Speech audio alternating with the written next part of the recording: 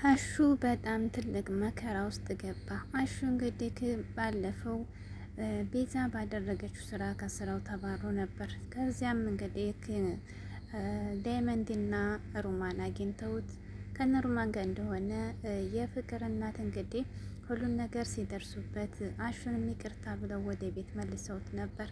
እንዲሁም ደግሞ ከሌላ ጋር ሄደው አደይንም ይቅርታ ብለው ቤዛ እንደሆነች ደርሼበታለሁ እና ወደ ስራሽ ተመለሽ ብለው ሁሉ ይቅርታ በጠየቁበት እና ሰላም ሊፈጠር ባለበት ሰዓት ፍቅርና ቲና እንግዲህ ትልቅ ወጥመድ አዘጋጅተው በጣም የማይወጣው ችግር ውስጥ አሹን ጨምረውታል።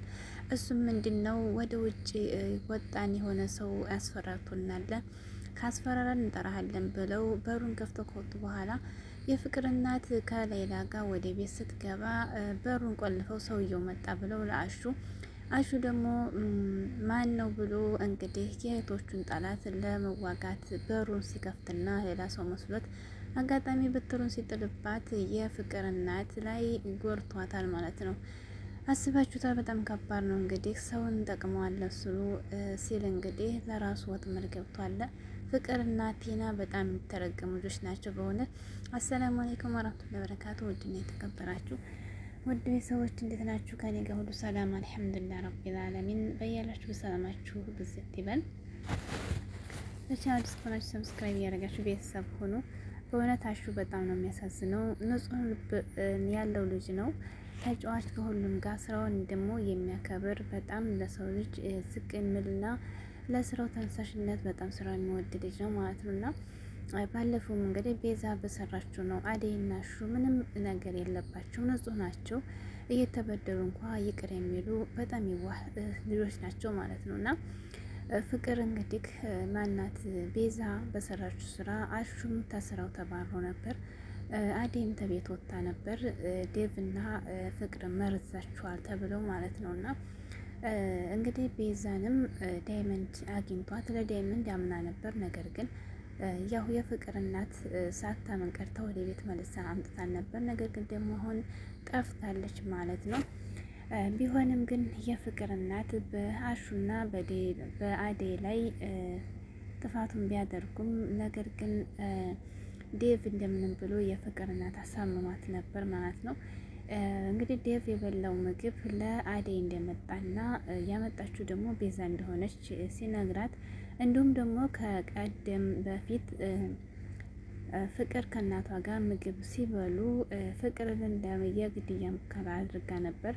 ፍቅር የምትበላው ላይ አድርጋ ፍቅር ከበላች ከቀመሰች በኋላ እናቲቱ ልትበላው ስትል ቆይማ ጨው የለውም ብላ ከልክላ አንስታ ያንን ነገር እያስታወሰች ነበር እና ፍቅርን ለማጥቃት ሙከራ እንዳደረገች ከአንዴ ሁለቴ ዴቭም እየነገራት ነበር ማለት ነው። እና የፍቅር እናትም ያንን ያደረገችውን ነገር እንደገና ስታሰላስለው ወጥመድ መሆኑን ሲገባትና የቤዛን ክፋት ስታውቅ እንደገና አደይና አሹንም ይቅርታ አለቻቸው ማለት ነው። እንግዲህ አሹ ወደ ስራ ተመስሎ ቀጥታ ነበር የተመለሰው ወደ ቤት ማለት ነው።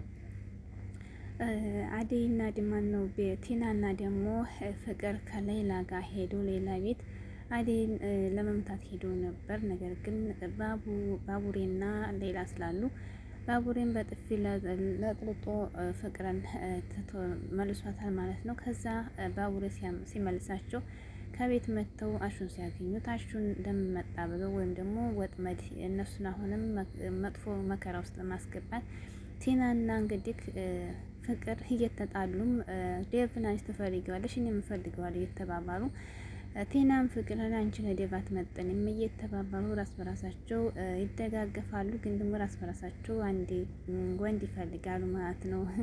እናም ቲና እንግዲህ ዘላ ከዴቭ ክላስ እየገባች በጣም በጥብጠዋለች፣ በጣም አሰልችተዋለች። እና ሲጫጫሁ የፍቅርና መታመን እየሰራች ነው ስትላቸው ዴቭም ሁለተኛ ክላስ እንዲያገኝ ብሎ ተቆጥቶ ሲወጣ ቲና ተጋለጠች ማለት ነው። ምን እያረሽ ነው እንደዚህ ከሚናደድ ድረስ ለምዶ ሳቆረቁሪ በሩ ምገብ እያልቻ ነበርና አይ ሲያጋን ነው እንጂ ሳቆረቁር አልገባውም ብላ ስትላት ግን የፍቅር እናት አቃባታለች ማለት ነው።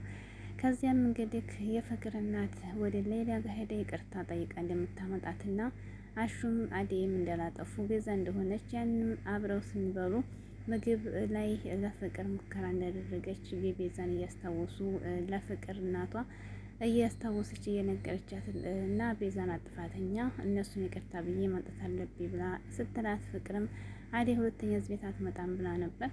አይ ምንም ነገር እሷ አላጠፋችም ትመጣለች።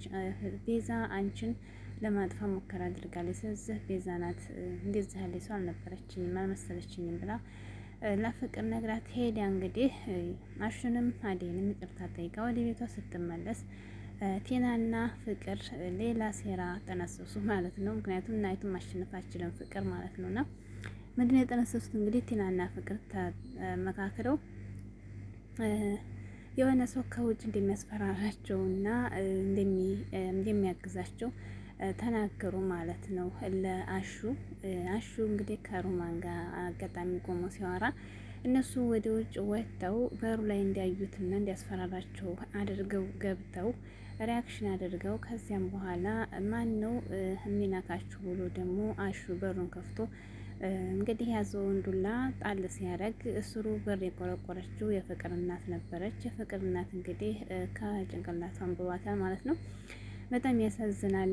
እንግዲህ እሱ ጠቀምኩ ብሎ ነው ማለት ማንም ያስፈራራችሁ ብሎ ወይ ሌባው የሌላ ነገር መስሏት ነው እንግዲህ ለነሱ ወግኖ፣ ነገር ግን እሱ የማይወጣበት ጣጣ ጨመሩት ማለት ነው።